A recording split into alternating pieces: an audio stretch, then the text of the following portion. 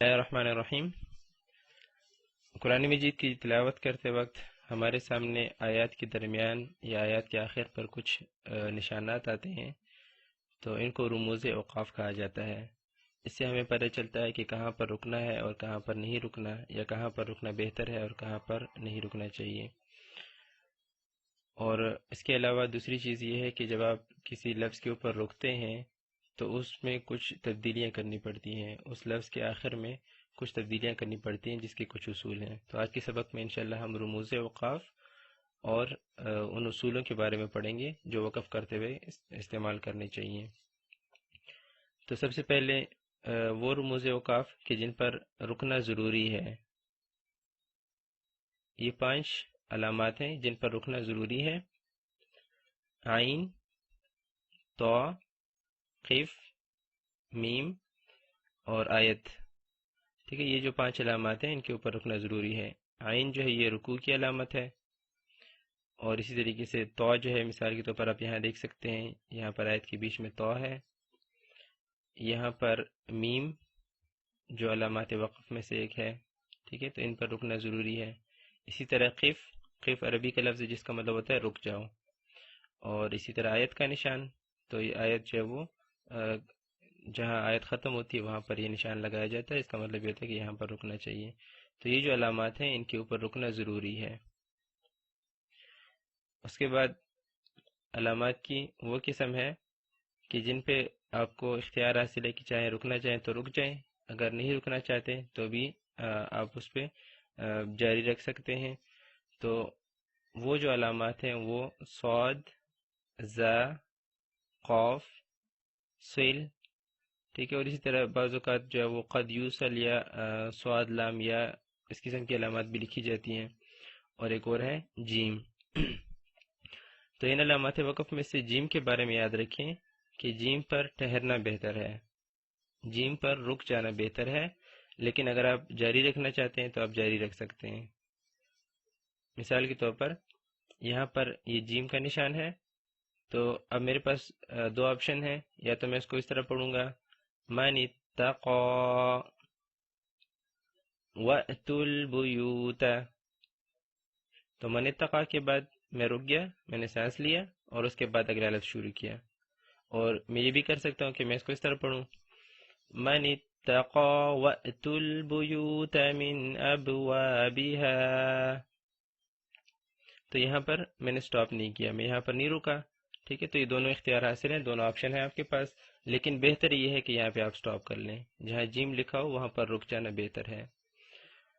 اس کے علاوہ جو علامات ہیں صاد، زا، قاف یا سل، تو ان کے بارے میں یہ ہے کہ ان علامات پر نہ رکنا بہتر ہے، لیکن اگر آپ رک جاتے ہیں تو بھی کوئی مسئلہ نہیں۔ مثال کے طور پر من ابوابها، یہاں پر صاد لکھا ہوا ہے، تو اس کو پڑھنا یوں چاہیے کہ آپ یہ کہیں من ابوابها واتقوا اللہ، ٹھیک ہے، تو یہاں پر آپ نہ رکیں۔ لیکن اگر آپ رک جاتے ہیں، سانس چھوٹا ہو گیا، آپ نے سانس لینا ہے یا تھک گئے تو یہاں رک سکتے ہیں، کوئی مسئلہ نہیں ہے۔ اس کے بعد جو اگلی علامت ہے وہ ہے سین اور سکتہ، ٹھیک ہے، سین اور سکتہ جو ہے یہ ایک ہی علامت ہے۔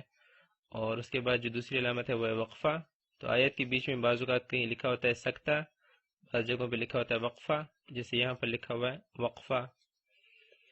تو سکتہ اور وقفہ جو ہے یہ دونوں ان میں صرف جو ڈیوریشن ہے اس کا فرق ہے۔ مثال کے طور پر آپ جب جہاں پر سکتہ لکھا ہوگا وہاں پر جب آپ رکیں گے تو وہاں پر آپ نے رک جانا ہے لیکن سانس نہیں توڑنا، ٹھیک ہے۔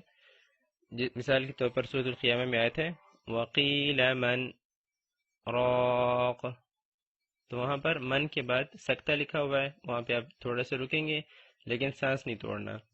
اسی طریقے سے سورۃ المطففین میں ہے کَلَّا بَلْ رَانَ، ٹھیک ہے، تو بل کے بعد سکتہ ہے، وہاں پر آپ نے رک جانا ہے لیکن سانس نہیں توڑنا۔ اور وقفہ جو ہے اس میں آپ نے رکنا ہے، سانس نہیں توڑنا، لیکن یہ وقفہ تھوڑا لمبا ہوگا۔ یہاں پر آپ جب رکیں گے تو آپ نے جو سانس روکنا ہے وہ تھوڑا زیادہ دیر کے لیے روکنا ہے۔ مثال کے طور پر وَاعْفُ عَنَّا واغفر لنا وارحمنا أنت مولانا فانصرنا على القوم الكافرين. تو یہاں پر جب آپ رکیں گے تو آپ نے سانس کو تھوڑا زیادہ دیر کے لیے روکنا ہے، اور سانس توڑنا نہیں ہے لیکن آپ نے رکنا ہے. اس کے بعد ایک اور علامت ہے لا. یہ کبھی آیت کے درمیان میں آ جاتا ہے اور کبھی کسی دوسرے علامت کے ساتھ آتا ہے. مثال کے طور پر یہاں پر لا لکھا ہوا ہے، یہ آیت کے بیچ میں آ رہا ہے، لیکن اس کے ساتھ کوئی دوسری علامت نہیں ہے. تو جہاں پر صرف لا لکھا ہو، دوسری علامت نہ ہو، تو وہاں پر نہیں رکنا چاہیے. ٹھیک ہے، لا کا مطلب ہوتا ہے نہیں، مطلب یہ کہ یہاں نہ رکیں.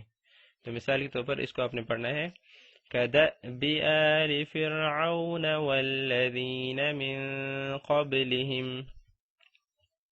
ٹھیک ہے، لیکن اگر لا کسی اور علامت کے اوپر ہو، مثال کے طور پر بعض اوقات یہ آیت کے نشان کے اوپر لا لکھا ہوتا ہے، تو اس کا مطلب یہ ہوتا ہے کہ وہاں پر آپ کو اختیار حاصل ہے، چاہے رکنا چاہیں تو رک جائیں، چاہے ملا کر پڑھنا چاہیں تو ملا کر بھی پڑھ سکتے ہیں.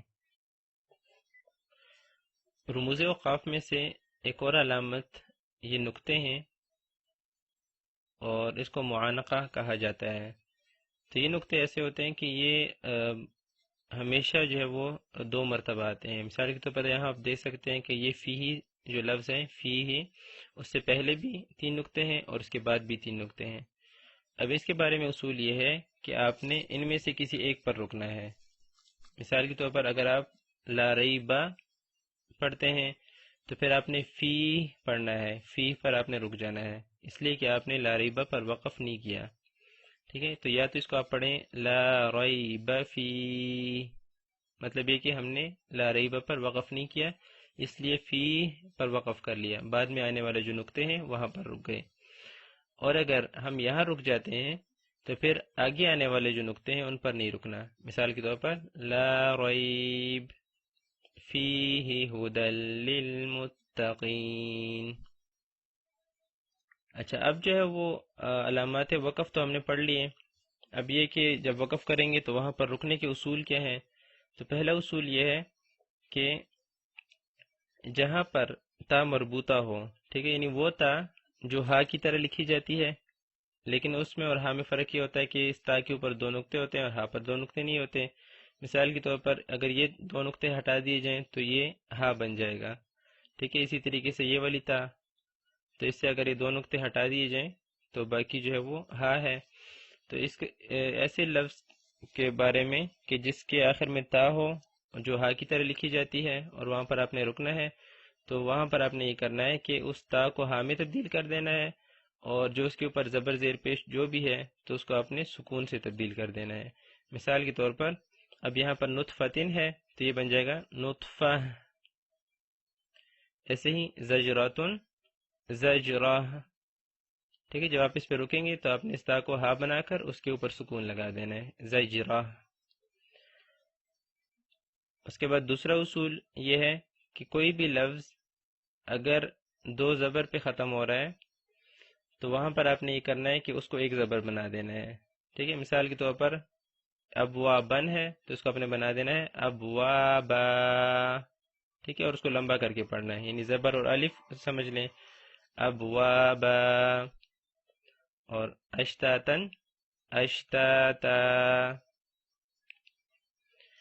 تیسرا اصول جو ہے وہ ان الفاظ کے بارے میں ہے کہ جن کے آخر میں یا تو پہلے سے سکون ہو یا وہ ان کے آخر میں آ کی آواز آ رہی ہو. مثال کے طور پر انزلنا، ایسے ہی ابقا. تو یہ الفاظ پہلے سے ہی آ کی آواز پہ ختم ہو رہے ہیں، اور ستحت جو ہے وہ یہاں پر دیکھیں اس کے آخر میں سکون ہے. تو جو الفاظ سکون پہ ختم ہو رہے ہوں یا آ کی آواز پہ ختم ہو رہے ہوں تو ان میں کوئی تبدیلی نہیں کی جاتی. اگر ان پہ آپ وقف کریں گے، وہاں پر رک جائیں گے، تو اس کو تبدیل نہیں کریں گے، وہ لفظ ویسے ہی رہے گا جیسے وہ تھا. اور اس کے بعد جو باقی جتنی بھی علامات رہ گئی ہیں، مثال کے طور پر زبر، زیر، پیش، اسی طریقے سے 2 پیش اور 2 زیر، یا کھڑی زیر اور کھڑی پیش یا الٹی پیش، تو ان سب کے بارے میں اصول یہ ہے کہ ان سب کو اپنے سکون سے تبدیل کر دینا ہے، سکون یا جزم جس کو بولتے ہیں، تو اسے آپ نے تبدیل کر دینا ہے۔ مثال کے طور پر ینظرون، تو یہ بن جائے گا ینظرون،